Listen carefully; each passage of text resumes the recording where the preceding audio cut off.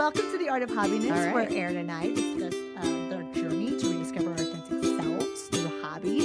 It's going to be quite a journey, folks. Join us as we talk every day about all the things that are about hobbiness, being a millennial woman, a mom, career-driven woman at that, and take on each day with hobbies. Erin. So excited to be here again, Tam, on this journey with you. It's been so fun so far. And, I think one thing that we've been really, the next thing we really want to dive into is like, okay, how do we go about like picking a hobby? How does one even find a hobby? I know. It's like you How? look up how to find a hobby or hobbies online and you get like a list of 100 things. And I'm like, okay, I have no idea. It is always like the same 5 things. Totally.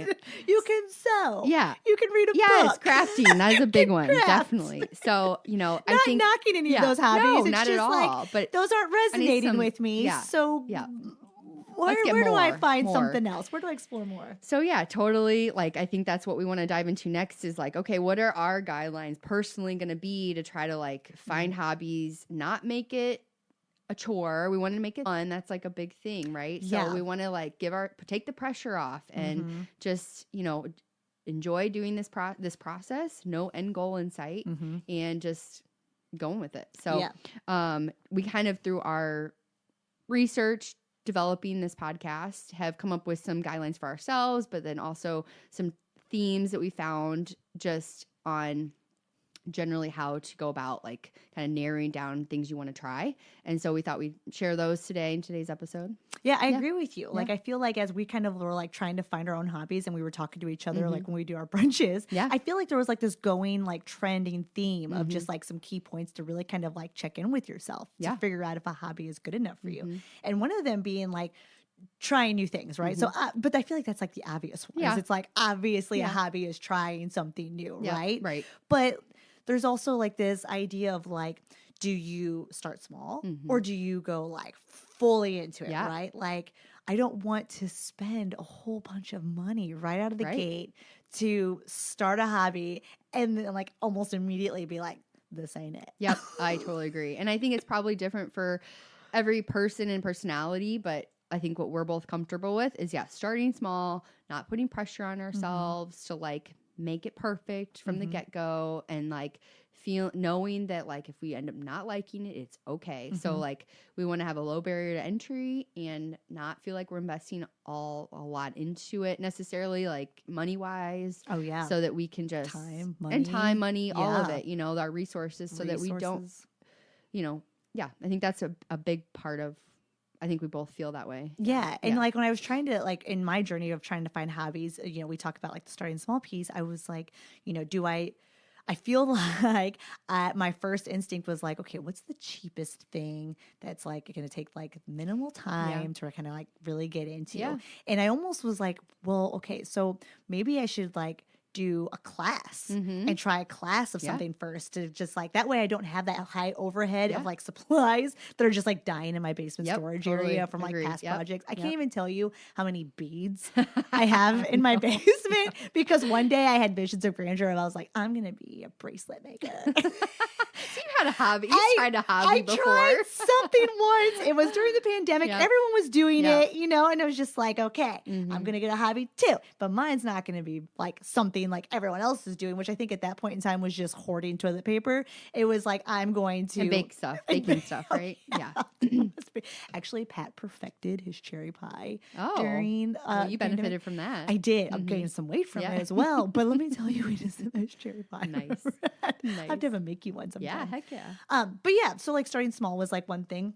Another thing that like I feel like we kind of have to consider like in the trends of like how to find a hobby is like listening to yourself. Yep. Like, when you go and like you're like, okay, this is the hobby I want. Like actually kind of think about it a little bit. Like, and like, do you have any intuition of like, oh yeah, this would kind of be fun, or are you just doing it to kind of like force yourself Right, to have a because hobby? you saw it on Instagram or something. Yeah. I think that's going to be really hard for me personally because I just feel like that's something I've lost almost, like as an adult, like my intuition. I've Really? almost like, I think just for me, I feel like I've gotten so good at like doing things for everybody else. So your intuition works with everybody else, just not yourself. Exactly. And I think that's been a problem with me and my husband is like he also has lots of hobbies and always had. And so, you know, I think I always was like, oh, well, I'll just do that with him and like that'll be great. But I'm finding that, you know, I can't rely on him for my happiness. You know, I think that's a big thing. Like we talked about before is like I just want to find my own like motivation and happiness, my own thing. That's such a good point that you talk about because it's like I think I've done that before too, where like Pat has all these hobbies and I'm like, well, maybe if I just jump in with him on one of his, maybe I'll be into it. Well, first of all, that was his hobby that I just bombarded myself. Yeah, right. He's and I was like, I'm just here for the outfit. Like, do you really like this? Right. And he's like, okay, but this is actually supposed to be like a time for just me and myself. Okay, thanks for joining. Yeah. But he's super supportive about letting me kind of, because Pat's kind of a more admirer kind of guy, which I think Adam is very much like that. But it kind of, I'm very aware that I'm intruding on a very like personal moment, some personal time. Right. And it's just not fair, you know? Like I feel like I need to be more conscious of like, that's his time. And like, I need to find time for me. Yep. And that's really hard. It is hard. I think like you know, just not feeling selfish. I think like you gotta like it's okay to take time for yourself. You know, I feel like selfish has such a negative connotation. I feel like it shouldn't, but it shouldn't. I totally agree. Yeah, I feel like there's the right time to be selfish, and then there's like the wrong time to be selfish. And I feel like if you navigate both of them tactfully, right? I feel like navigating a positive selfish can't possibly be wrong, right? No, I don't think it. I think you hit like that's a very good point because I think that if you're selfish for the point of taking care of yourself, so that you can be a better mom, a better woman, a better wife, like that is so valuable. And it's not selfish at all. It's actually selfless, right? You know, in a lot of ways. I totally agree. Like you just switch the ending of that word a little bit. That's Let's just get rid of the ish and change it to selfless. That's right. So maybe like you take the selfish to mesh it into selfless. Maybe that's the answer. We're just doing some word math here.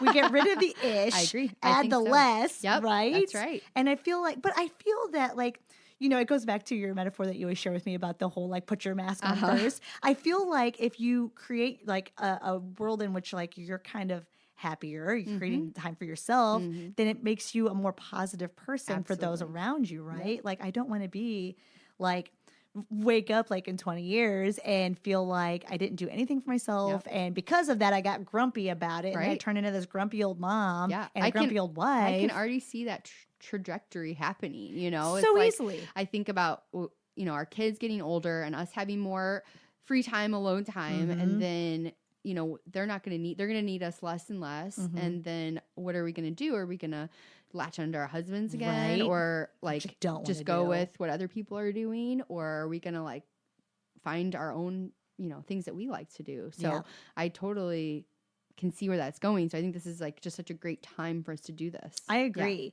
And I feel like another trend that I kind of found and like looking for hobbies was like consider like your goals. Like do you have a goal that like you want to tackle out of a hobby? And I think that's one piece I'm missing is I don't think whenever I looked into a hobby, I like looked for a goal. Yeah. I think I was just so caught up in the like, I got to pick one. And then I would find one that sounded kind of interesting, but then I would see the time, the money that would go into like making it very convenient for me to start it, that I would just like back out. But I never made it past that to get to the goal part. Like what is my goal out of looking for a hobby? And I think we kind of touched on it and it's kind of just being like, you know, finding something that brings us joy, that makes us feel kind of fulfilled, kind of fills that gap. Yeah. Make sure that we don't become so dependent on our husbands to figure out what to do with our I think too, like also like in doing even this podcast, which is kind of like a hobby for us now, right? Ironic. A new hobby for us that it's like for me maybe something that I hadn't considered, but a goal is like the connection and the relationship I have with you and spending time with you. And then, you know, sharing this with other people and hoping that we create like a community of other people that maybe feel the same way as us or that, you know, want to connect with us to like expand our just like touch, you know, connections with like other that people. Network. Yeah, the network. So till we feel more connected with other people. I think that in itself, like I hadn't realized it until we kind of started talking about this, but like doing this, that is kind of for me probably the biggest thing is like the connection. Yeah. You know? Yeah. I agree. Because Yeah. like, I think I touched on it before that like, I don't know how to make friends in Yeah. adult life. Yeah. And like, I feel like Mhm. maybe that almost kind of like finding a hobby and like finding that network of Yep. other folks that are in that hobby Right. could create friendships Yep. that like, you know, friendships that might be specific to that, you know, particular chapter of my Yeah. life, which I think is totally okay. Like, I don't Absolutely. feel like friendships have to cross all the realms Yep. of interests, right? But like, Mhm. even just finding a network in that realm of somebody that I can kind of like geek out about a hobby Yeah. with, that could be really Yeah. fun. I mean, Yeah. look at how we It's geek out so- about I this. know. It's so fun to like find something you both are really interested in and really like get into it. You know, Mhm. it's, I love it. It's so cool, you know? Mhm. Yeah. Again, Yeah. I didn't sleep Yeah. last night at all because I was like, I we're know. gonna do I know. this. And just so our And it's listeners know, like, recording we have day. no idea what we're doing here. Literally so we're no like figuring it idea. out. Like, I told Tam before we started this that, like, I literally Googled last night, why do people always wear headphones in podcasts? And, like, just so our listeners fashion. know, it's so you can hear yourself and adjust your volume or the way you, enunciate so people can better hear you. And I had no idea. So just a little tidbit about podcasts. Because if you get this close to the microphone or this far Yeah. away, Or you say, do your P's too loud, which I think I was doing earlier. So were you enunciating? I didn't even I notice. changed it a little bit. They're very good at enunciating, though. I feel like I'm a fast talker to the point where like my words will start to slur. I disagree. So if I I start to disagree. get to the slurring point, just be like, it's Yeah. maybe take Yeah. a break and take Maybe a our drink. followers could give us some feedback on that Please. because we would love to hear if you are can understand us. So, Oh, anyways, so Going back to our like trends, yes. So, like, basically, I Terrible think segue. the take home here is, why or like kind of the guidelines that we're going to use for ourselves, Yeah, in in this journey. finding hobbies, and I Mhm. think that like for us, it is number one, like trying something new, which Yes. I know seems simple, but I think that's important. Yes. Starting small Mhm. and not feeling pressure to Pressure's make a it perfect good one. or to On the conti- first or try. to continue. Yeah, right. You can't be perfect on the first try, right? Mhm. Feeling okay with like quitting if you don't like it. Yeah. You realize you don't like it. I think so. Those are a couple things, and then trying to find that intuition of like kind of goes along with the same thing, but is it fun? Is it not fun? And like, Mhm. what am I interested in doing? Like, and not listening to all the noise outside of you, Mhm. other people and stuff. So to Yeah. me, those are like the 3 top guidelines for us for finding hobbies. I agree. I think I'm really Yeah. gonna like personally, I'm really gonna have to really hone in on making sure like I don't see because again, like you're not gonna find well, maybe some people will, but I'm not confident that I'm gonna find the perfect hobby for me on the first try, Right. right? And so I feel like what I'm gonna need to really make sure that like I give myself grace on is like if I find a hobby that I don't really connect with Mhm. and I've invested a certain amount of time on it, not beating myself up for that, Yeah. right? Like Absolutely. because I feel like the search of trying to find a hobby is just as eye-opening as like finally getting there, right? Like Absolutely, because I yeah. feel like even though like I try something and maybe I don't like it, like I need to make sure I don't consider that a loss. I Yep. need to make sure that I see that as like I tried something and learned something about Yeah, myself. and you don't know where it might go. Where it might Bracelet lead, bead making Yeah. was not my jam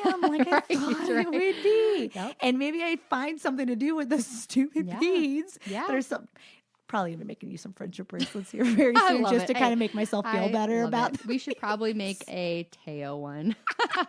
The art of happiness. the art of happiness, So, Teo, as we yep. so lovingly call Yep, it. yep. But yeah, I feel like that's gonna be like my Mhm. personal struggle is like not beating myself up. Yep. If I like start one and maybe even like put a little bit of money towards it and like not feeling like I just wasted that Right. time. I just wasted that Right. money. Like Yeah. that was a learning experience. Yeah, it's an experience. It isn't exactly. It's an experience, right? You think Mhm. about like how much money do people spend just to go to like a concert for like a couple of Yeah. hours of fun? You know, Yeah. Mhm. it's nothing different than that, Right. right? It's like it's just for fun. I just need to change my Yep. like my view of Mhm. hobbies. I think I just have this huge stigma up.